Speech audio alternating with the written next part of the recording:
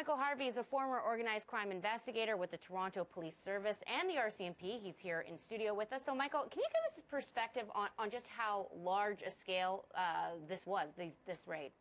Well, clearly, 1,000 people, that is a very large-scale raid. The logistics behind this must have been immense. It's obviously been some time in the planning phase and preparation, so it's a big deal. It's a big job. And how significant the fact that they were able to seize 153 kilograms of cocaine, 9 kilograms of cannabis, 13 barrels of GHL, also $180,000 worth. I mean, how significant is that in the grand scheme of things of raids in the past?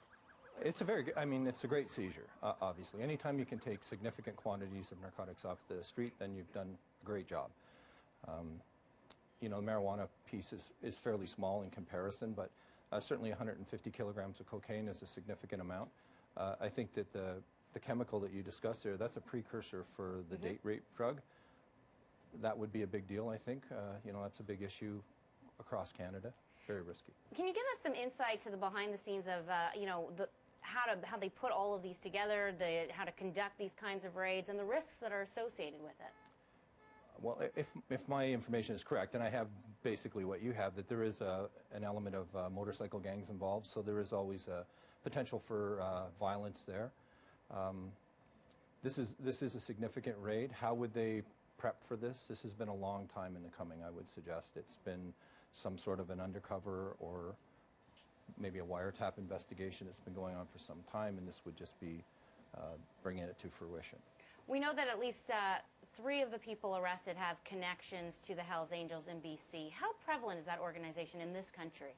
Hells Angels is a significant motorcycle club in Canada now. They've either absorbed or eliminated a lot of the competition across Canada, and I would say that they are the significant motorcycle gang now. And do you think that there are other organizations involved in this raid beyond just Hells Angels? I would say any time that you have significant amounts of narcotics, you have many organized crime groups involved. So whether that be traditional organized crime, which has been doing this business for a long time, potentially Asian organized crime on the West Coast, and then obviously the Mexican or Latin American organized crime groups that would, you know, have generated the product in the first place.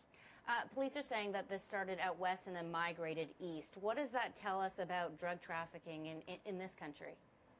I think, well, it says that it's bi-coastal in this country, but I think that there is now more pressure on the west coast of Canada over the last number of years because of changes in the routing of the illicit narcotics as they come to Canada. The west coast is now being more targeted by these groups.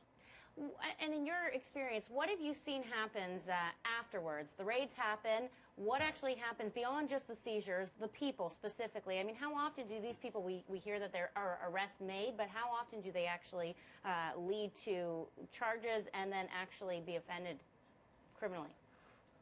I think the conviction rate is typically pretty high. By the time, in order to obtain a search warrant, they would have to have some fairly powerful evidence. And that evidence would typically be enough to result in a trial and then typically incarceration. Michael Harvey, a former organized crime investigator. Thank you so much, Michael. Really appreciate it.